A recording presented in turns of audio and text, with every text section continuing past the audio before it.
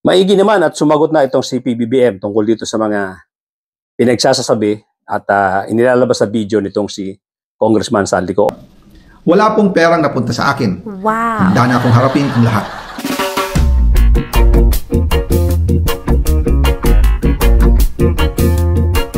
Tuloy-tuloy na po tayo sa ating topic for today for the ex-Congressman Saldico. Bukod dun sa mga inconsistencies, of course, may mga accusations siya dyan na dapat tingnan ng mga investigador, dapat tingnan ng ombudsman. Kaya lang, hindi tayo dapat basta-basta maniwala dito sa mga pinagsasabi ni Saldico dahil nga, unang-una, ang lalaki ng kaso na hinaharap niya. At grabe po ang laki ng perang napunta sa kanya. Napakalaki. Doon po sa mga bago lang dito sa aking channel, kindly subscribe, kindly hit the notification bell, pati na rin yung like button, at paki-share na rin po para lumaki ang ating community. Hindi mo ba pwedeng sabihin sa amin, Saldico, na hindi ka nakinabang dito? Na parang ang sinasabi mo, taga-deliver ka lang ni Martin Romualdez. Wala pong perang napunta sa akin. Oh my God. Wala pong perang napunta sa akin.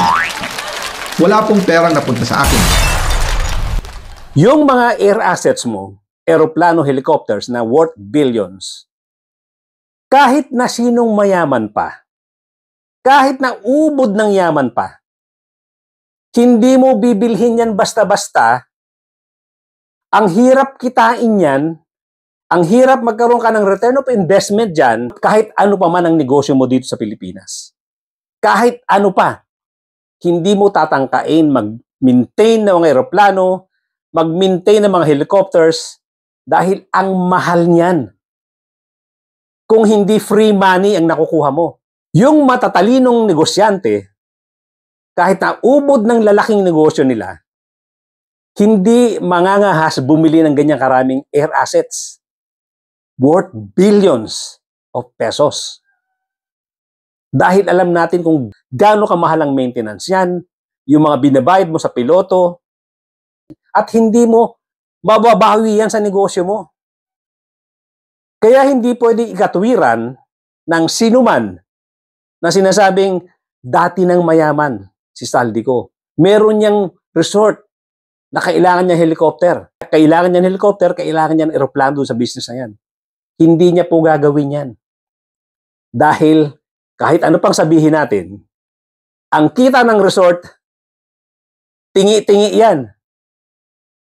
Hindi mo maibabalik ang puhunan mo na ginamit mo sa pagbili ng aeroplano, pagbili mo ng helicopter. Kung kukwentahin natin yan, baka kahit na umabot pa ng 200 years sa kanya negosyo, baka hindi niya na mabawi yan.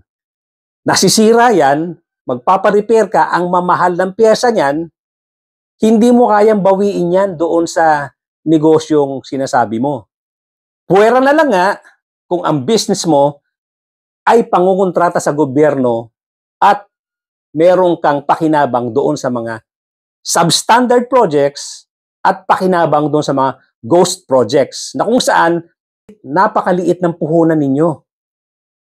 Kung ganyan kalaki ang kita at katulad nga ng mga huling investigation halos wala nang idinideliver doon sa site. Kinukolekta na lang ang pera. Kung ganyan kalaki ang kita nyo, diyan maniniwala ako. Mamimili ka ng ganyan karaming air assets, hindi ka matatakot mag-maintain ng ganyan karaming air assets mo. Kung ang pera, kung tawagin nga natin, ay free money. Pero kung manggagaling lang sa normal na negosyo, hindi gagawin ng isang negosyante yan. Dahil kikwentahin mo dyan yung return of investment, baka 100 taon na, 200 taon, hindi mo marirecover yung ginamit mong pambili niyan. Kaya lang, nasarapan silang masyado, ginanahan sila, namili ng namili dahil free money nga. Dumaloy ng dumaloy ang pera na halos wala nang nilalabas na puhunan. Kaya ganyan na nangyari dito kay Saldico. Ngayon, i-claim niya na hindi siya nakikinabang. Sinasabi niya, siya lang ang taga-deliver. Kaya ang hirap paniwalaan. Kung siguro inamin mo na may kasalanan ka, tsaka ka nag-accuse ng pamilya nito ni inaccuse mo si PBBM, inaccuse mo pamilya niya, baka nagkaroon ka pa ng credibility. Pero yung iiwas ka, na alam ng sambayan ng Pilipino kung gaano kalaki ang kung gaano kalaki ang napakinabang mo sa gobyerno through ghost projects doon sa mga kontrata sa gobyerno na halos wala kayong puhunan, ang lalaki ng pakinabang nyo doon sa mga kontrata sa gobyerno, tapos sasabihin mo wala kang pakinabang, hindi ka panipaniwala. Hindi ka panipaniwala. Kaya kahit gaano pa karami ang ilabas mong video, kahit na sino pa ang akusahan mo, Saldico, walang dating sa mamamayang Pilipino yung mga pinagsasasabi mo. Kasi inaabswelto mo sarili mo eh. Samantalang, isa ka sa pinakamalaking nakulimbat sa gobyerno. Isa ka sa pinakamalaki. Kung hindi man ikaw ang pinakamalaki. Parang ikaw na nga yata ang pinakamalaki. Pumapangalawa si Garjola, pumapangatlo lang yata ang mga Diskaya. So, ma-imagine natin kung gaano kalaki ang pakinabang nitong si Saldico dito sa mga nakaraang taon na siya ang nakaupo dyan sa Kongreso, na humahawak ng pera ng Kongreso. Tapos ngayon, i-claim niya na hindi siya nakikinabang. Kaya, guhong-guho, wala talagang maniniwala sa iyo, Saldico. Walang maniniwala sa mga claim mo. At yung ginawang paglabas ni PBBM sa television, yung kanyang pagsabi na gusto mo ilabas mo na lahat ng kasinungalingan mo, hindi magbabago ang isip ko, makakancel talaga ang passport mo. Hindi ka makakatakas sa batas, uuwi at uuwi ka rito, Saldico. Gusto ko yung sinabi na yon ni PBBM. Ibig sabihin, wala siyang kinakatakutan. Hindi siya natatakot doon sa mga akusasyon mo, Saldico. Gusto ko yun. Pinapakita niya, pinaninindigan niya na wala siyang kinalaman dito. Pero hindi natin sinasabi, absuelto na siya at pwede pa rin naman talaga siyang imbestigahan. Pero doon sa pinakita niyang piyansa, mas paniniwalaan ko si PBBM kaysa paniwalaan kita, Saldico. Kaya, sorry sa'yo, pero talaga ika-cancel ang passport mo. At ibig sabihin yan, pag kinancel ang passport mo, willing talaga si PBBM makarating ka ng Pilipinas at panindigan mo yung mga pagbibintang mo. Handa ka niyang harapin. Yun ang ibig sabihin ni PBBM. Kaya sabi ko, gusto ko yung gesture na yon, gusto ko yung salita na yon ni PBBM. Ibig sabihin, kumpiyansa siya kahit makaharap ka pa niya. Kahit nandito sa Pilipinas at mag-witness ka. Pero uulitin ko, isa ka, kung hindi ikaw, isa ka sa pinakamalaking pakinabang dito sa mga nawawalang pera ng gobyerno. Kaya wag mong ipilit na paniwalaan ng mamamayang Pilipino yung mga sinusumbong mo hanggat hindi ka umaamin sa mga kasalanan mo.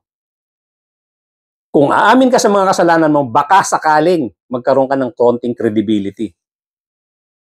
Baka sakali. In the meantime, zero. Wala ka talagang credibility. Saldico. Ang isa pang maganda doon sa sinabi ni PBBM,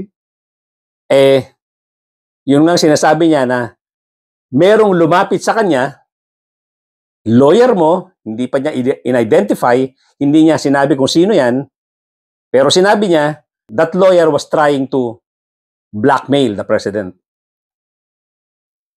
Sinabi niya na pwede nang hindi ilabas ni Saldico yung iba pang video kung hindi tutuluyang i-cancel ang passport mo.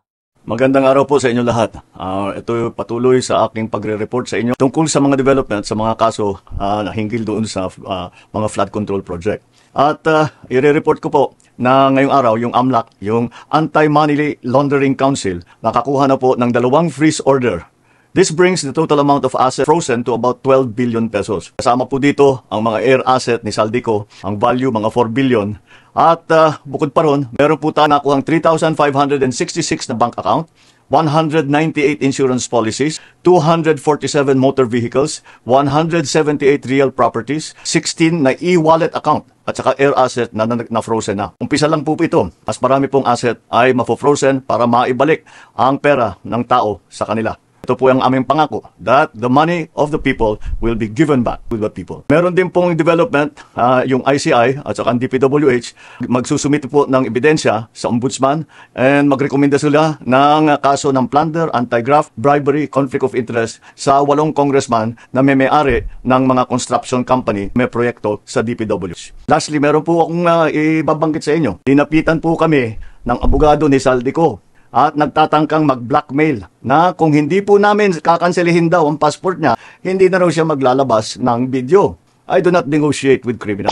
Kahit maglabas ka na ng video ng lahat ng kasinungalingan mo, pag-destabilize sa gobyerno, gusto kong malaman mo, Saldi, makakansela pa rin ang passport mo. Hindi ka na makakatakas sa hustisya. So, yung sinabi ni PBBM, talagang natuwa ako, ibig sabihin, kumpiyansa nga siya na ikaw ay gusto niyang makauwi ng Pilipinas. At mangyayari na yan. Ika-cancel ang passport mo at mahuhuli ka, dadaling ka sa Pilipinas para mag-testify dito at ma-prosecute ka doon sa mga kasong itinatanggi mo na nakinabang ka. Hanggang dito lang po muna mga kapatid, mga kabayan. Thank you so much for joining me today. At doon sa mga bago lang sa aking channel, kindly subscribe, kindly hit notification bell, pati na rin po yung like button. Mag-comment po tayo at paratingin natin sa mga kinaukulan at nang malaman nila na tayo ay nakamasid sa kanila. Pakishare na lang po doon sa ating mga kakilala, mga kaibigan para lumawak ang ating reach at magkaroon tayo ng mas malaking community. Thank you so much, ladies and gentlemen at mga kapatid, mga kabayan. Magkita-kita po tayo muli.